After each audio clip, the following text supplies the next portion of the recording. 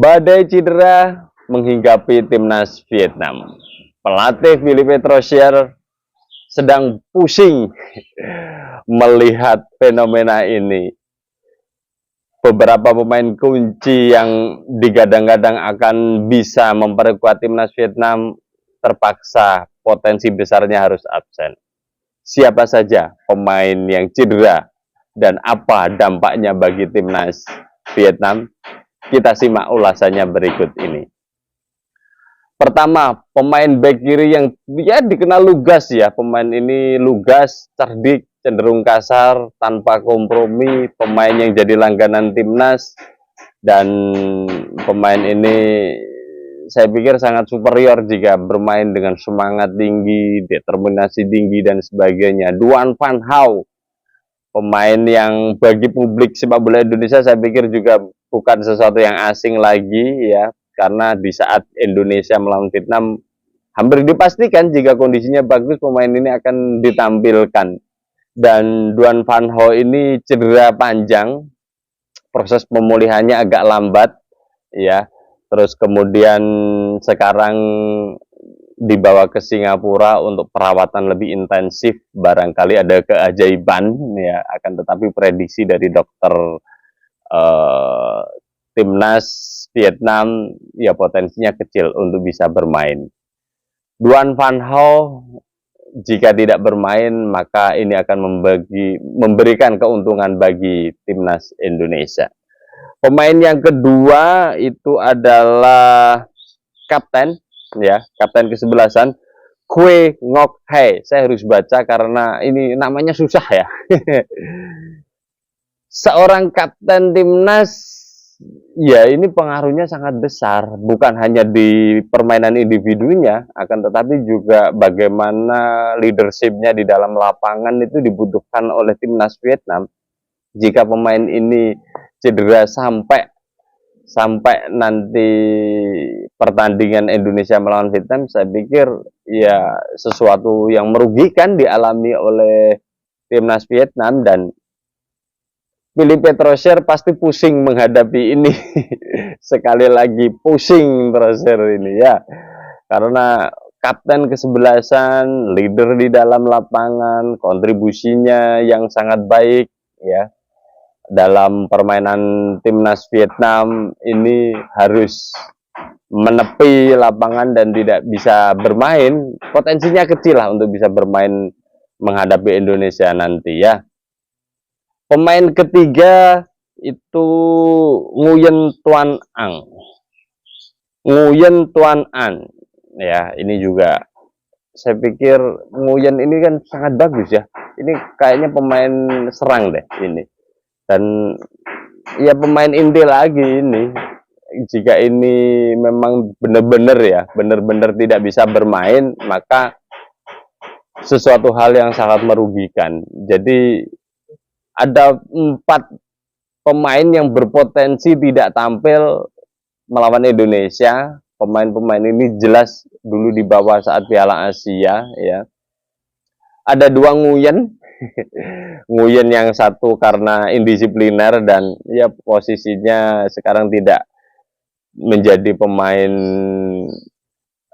di liganya karena ada sanksi dari klubnya. Terus kemudian Nguyen yang satu ini cedera, terus kemudian kapten kesebelasan dan Duan Han Hao ya.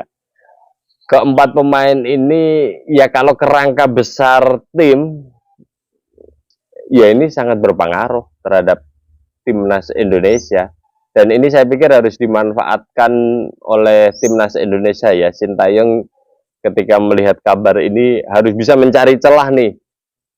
Ada kapten di pemain tengah, ada bek kiri, ada gelandang serang, dan ada striker yang punya potensi tidak bisa bermain untuk timnas Vietnam. Maka secara formasi, secara taktik, strategi kita bisa melihat atau memanfaatkan ini ya.